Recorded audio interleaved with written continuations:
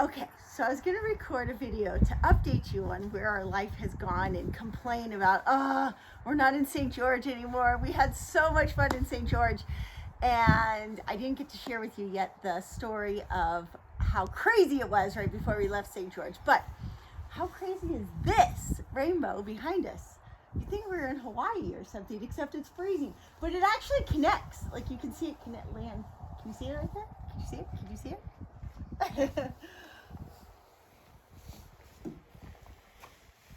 Anyways, I wanted to share with you a story of hope and trust, because you know I always talk about the chakras and you have to like draw the energy if you're scared or if you're fearful, if you won't pull the trigger. All this energy is in your root chakra and you have to draw it up to your crown chakra and like trust in something bigger than yourself.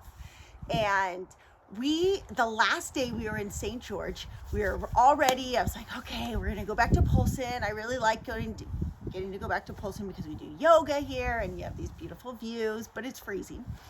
As I have my ski jacket and shorts on, I could put on pants. That would be better. But so we go rock climbing. Just Gabi, Isabelle, and I. Jiraiya was with us actually, and we go to Lambs Knoll. Now Lambs Knoll is before you get to Zion. You make a left up Kolob Terrace Road, and you go up about 15 miles. You lose cell service. We weren't the only ones up there, but there weren't many people up there. And I actually went dressed like an idiot like this and in shorts, and it ended up being really freezing cold up there. So I did one quick climb and then I run back and sit in the car, warm up, wait for Gabi to come back. And she comes back with the keys and tries to start the truck and it doesn't start. And like my brain jumps like from A to M really fast. I'm like, oh my goodness, we're gonna be stuck in St. George. I don't know what we're gonna do. And so I knew that first we were gonna have to hitchhike out of there. So I asked somebody that's in the parking lot, I'm like, hey, could you at least just drive us down the road where I have cell service and then maybe I can call, what would I call Victor? He doesn't have a car to come get me. So I thought, well, maybe I could. Okay, really the honest truth is I knew that he would just drive me back to the campground because stuff like this happens to me all the time. And I just always find like there's so many good people in the world. That's your message of hope first. And so sure enough, I know the guy, he was like, it was a husband and wife and he probably did not want to, but his wife looked at him like, oh, they're like stuck here. Like we can't just leave them. So he drove us a whole hour back to our campground. We get to the campground and luckily I know an amazing mechanic in St. George and I called him and he's like, well, if you can get to me, you can take a container of diesel up. Maybe you just had low gas. And I'm thinking, no, it wasn't that low. It's not. There's something else wrong. So I go, no, it's okay. We'll just pay the hundreds of dollars for a tow truck. But I was like, he did say, but I have a car that you can borrow. So I'm like, okay, well, I'll just hitch a ride with the tow truck driver up there and ride and then go to the mechanic when he takes the truck. And I get texts from my husband as we're driving up, and I could tell he's like, oh my gosh, I can't believe I just sent my wife with a random stranger in a tow truck to somewhere where there's no cell service. But he was a really nice guy, and it was all fine. Trust. And so we get the truck, we take it to the shop. Now we have a problem. Now we're in St. George with no truck, no campsite even. Like we had that we had that night, but the next day, and I knew the truck was going to take days to get fixed, which it did. And so the mechanic was on it. He was trying to figure things out. He put me up the head of the line to work on it. And so then the next step was we have to find people in the campsite to move us. First, we had to keep our fingers crossed. We had to wait till 12 o'clock on the dot to find a campground or a campsite open. Luckily, it opens. Actually, we even found somebody to move us, and they were going to go like put us in dry camping. And like literally Victor's with the guy moving it to the dry camping and I'm like running to the office like, are you sure there's not a site? We need electricity. It's going to snow tonight and we're going to freeze. And she's like, oh, well, if those people moved out of their site. And so I'm like calling Victor, hurry, tell him to loop around. Total stranger moving our RV around. Tell him to loop around again and ask if those people are moving. So Victor's like running like, are you moving? Are you moving sites? Works out. We get a site for the night and thank goodness, because it was so cold that night. We would have just froze in the fifth wheel if it hadn't been for a site with electricity. And then the next night we had to do the same thing and find somebody to move us. Actually, that next night we just moved to overflow because our truck was supposed to be ready, but they did some amazing things. The mechanic was so good. He like soldered this wire, because otherwise it would have cost, I mean, it already cost a lot, but he would have had to replace all my injectors. And so he soldered a wire to get my injector running so that he could get it started. And we end up like right at 6 o'clock, like it's getting dark, and we finally pull out. And poor Victor and Danny stayed back with the fifth wheel that day, and it was like hailing so hard. It was like 40 degrees. They're freezing in the fifth wheel while I'm like running around to the mechanic trying to get the truck. Is it ready? Is it ready? Okay. All right, 6 o'clock, right as the shop closes. Hurry, I'm coming to get you. And then we put the fifth wheel in storage down in St. George, and we made it back to Polson, and here we are with the rainbow. It's beautiful, but we're leaving back for St. George in a couple days because, you know, it's going to be 70 there this weekend, and I just don't do 40. It's so cold. But good thing is we're getting a day of skiing in tomorrow. So hopefully I'll bring the GoPro and get some footage there, because it's supposed to be beautiful. We got, should have got snow. There was a little bit of snow here this morning when we woke up. So hopefully Whitefish got a little bit of snow today, and we're going to go get some skiing in. And I have one more thing to tell you. So there's a difference. Like, bad stuff happens. In fact, Victor said the whole time, he's like, oh my gosh, how do you keep your composure when stuff like this happens?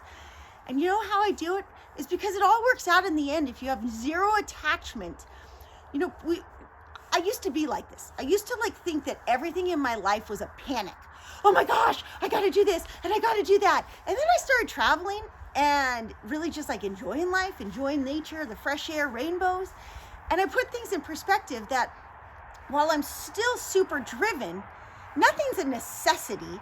And there are so many good people out there that things just work out. And so it's kind of crazy, because when we feel like, oh my gosh, I have to do this. And you strip away, well, what do you got to do? Like, you got to make that mortgage payment. Like, what's the benefit there? Your mortgage payment, is it bringing you tons of happiness? Awesome. If it does, great. For me, it didn't bring me that much happiness. I just was moving stuff. I'd be like taking stuff from one room, and then you reorganize it. As it is, we come back to the house, and I'm just like, it's so much work. The motorhome's just the trailer's so much easier. But my empowerment course is ready. That was the silver lining. I got back. I recorded the last few videos I wanted to record. Look, empowerment means you live confident, brave, boldly, unapologetically. You chase your dreams. I have the solution for you, okay? I really think it came out amazing. I've got a bunch of meditations and some lectures on how you reprogram your brain to stop thinking of these self-limiting beliefs, okay? I could have easily panicked in any one of those situations.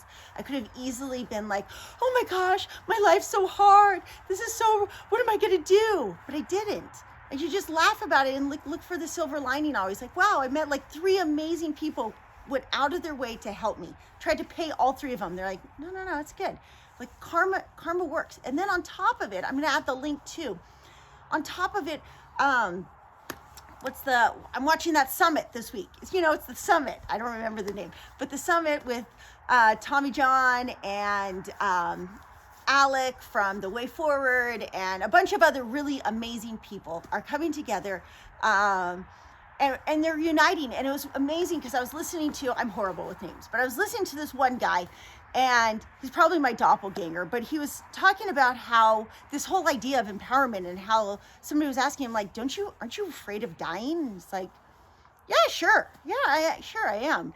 But really, when they probed him long enough and further, he said, like, well, actually, I'm not, I guess. I'm like, they're bringing it to his attention that you're afraid of like missing out. Like, if something happened to me, I'd be really bummed to miss out on my kids. But I don't let the fear of death get in the way of experiencing what's in front of me right now. And he brought up this amazing book that I used in my empowerment course a lot. It's The Map of Consciousness by David Hawkins. I highly recommend it.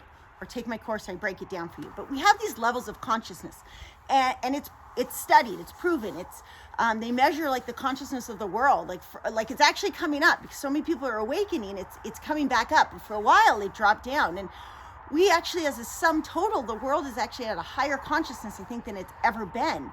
And that's a really cool thing, because when you're under 200, that's not good. We don't want to be there. When we're in shame, fear, guilt, all these things that Victor and I have been talking about over the last couple months, even my girls have been talking about. When we're down there, we don't make the right decisions. We act out, we get frozen. And so we're not going to be able to make these amazing changes, not only in the world, that'd be great, but in ourselves. Because, you know, in case you don't know, the world's not going back to what it was before, which is awesome. It's going to go into this amazing thing. But we need everybody to do the internal work. Like, I don't go there and blame you. Like, whatever you want to do is great. I'm here to just inspire you that I know I've done the internal work and I'm continuing to do the internal work. And every time we show up and do the internal work, like, that consciousness of the whole globe's going to go up. And there's some really amazing people leading the charge. I wish I was as amazing as them. I'm just trying to do my best and bridge the gap between what these thought leaders are doing and what Gabi called me in the yesterday's, I'm an empowerment leader. I like that. I'm going to get a name tag. So consciousness is a thing. Think about it in terms of, like, if you want to go over that 200, you set willingness to put yourself out there, willingness to accept that things are just not in your control. And neutrality is actually a big step too. Like, we have to realize that, like, we don't have to be so attached to what people say. We don't have to be so attached to what we think. We can have opinions, but we could be wrong. I tell Victor all the time, like, I think this, and the next day, like, I'm completely wrong about that. But it's okay as long as we're thinking, okay? As long as we don't outsource our truth, then it doesn't matter, okay? All right, see you tomorrow.